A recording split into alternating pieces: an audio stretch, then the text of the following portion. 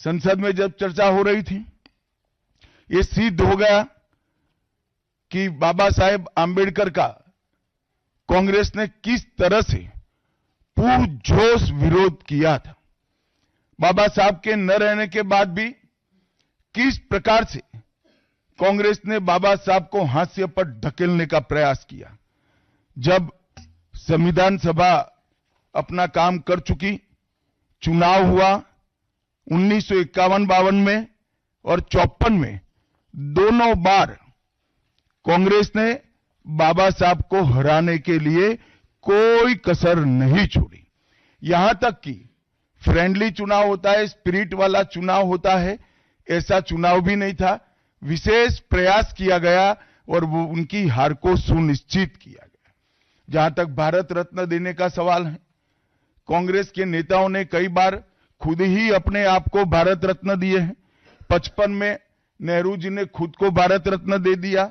71 में इंदिरा जी ने खुद को भारत रत्न दे दिया और 1990 में बाबा साहब को भारत रत्न तब मिला जब कांग्रेस पार्टी सत्ता में नहीं रही और भारतीय जनता पार्टी के समर्थन वाली सरकार थी। 1990 तक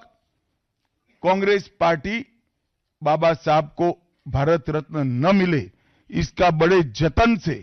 प्रयास करती रही। यहां तक कि बाबा साहब की जयंती को भी, 100वीं जयंती को भी मनाने का मना ही कर दिया गया। मैं उस पार्टी से आता हूं, उस संस्कृति से आता हूं जो स्वप्न में भी बाबा साहब के विचारों का या बाबा साहब के स्वयं का अपमान नहीं कर सकते। हम जानते हैं कि देश के संविधान को समावेशी बनाने में, देश के पिछड़े वर्ग को, दलितों को, आदिवासियों को, गरीबों को और वंचितों को न्याय दिलाने के लिए और देश के लोकतंत्र की नींव को इतनी नीचे तक गहरी पहुंचाने में बाबा साहब का बहुत बड़ा योगदान है। पूरा देश बाबा साहब के प्रति कृतज्ञता व्यक्त करता है। कम से कम हम तो ऐसा नहीं कर सकते जिससे बाबा साहब का अपमान हो पाए। और मैं फिर से एक बार कांग्रेस के ये कुत्सित प्रयासों की घोर निंदा करता हूं और जो संविधान पर दोनों सदनों में चर्चा हुई, कम से कम भारतीय जनता पार्टी की ओर से चर्चा का स्तर मेंटेन करने का पूरा प्रयास किया गया था, विषय पर बोलने का आग्रह किया गया था और तथ्य के साथ बोलने का आग्रह भी हमारे सारे वक्ताओं ने किया था। वो सारे प्रयास पर कांग्रेस ने पानी फिरा है और मैं मानता हूं कि देश की जनता इसके इस प्रयास को भी जानती है, उनकी मानसिकता को भी जानती है और उनकी कार्य संस्कृति को भी जानती है। संसद जैसे देश के सर्वोच्च लोकतांत्रिक फोरम में जब चर्चा होती है तब इसमें एक बात कॉमन होती है कि बात तथ्य के आधार पर होनी चाहिए और बात सत्य के आधार पर होनी चाहिए। कल से कांग्रेस पार्टी ने जिस तरह से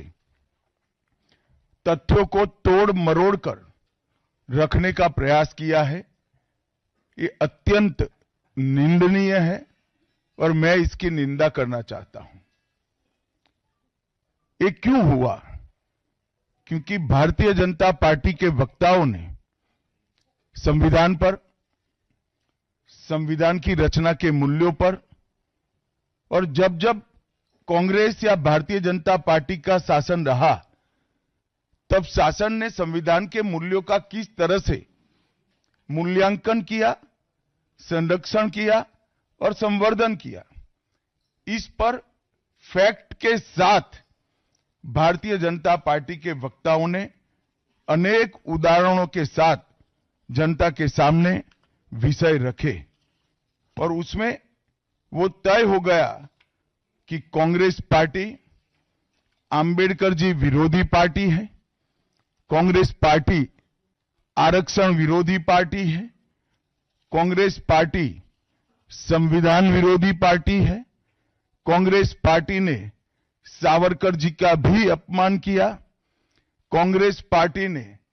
आपातकाल डालकर संविधान के सारे मूल्यों की धज्जियां उड़ा दी, नारी सम्मान को भी सालों तक दरकिनार किया, न्यायपालिका का हमेशा अपमान किया, सेना के शहीदों का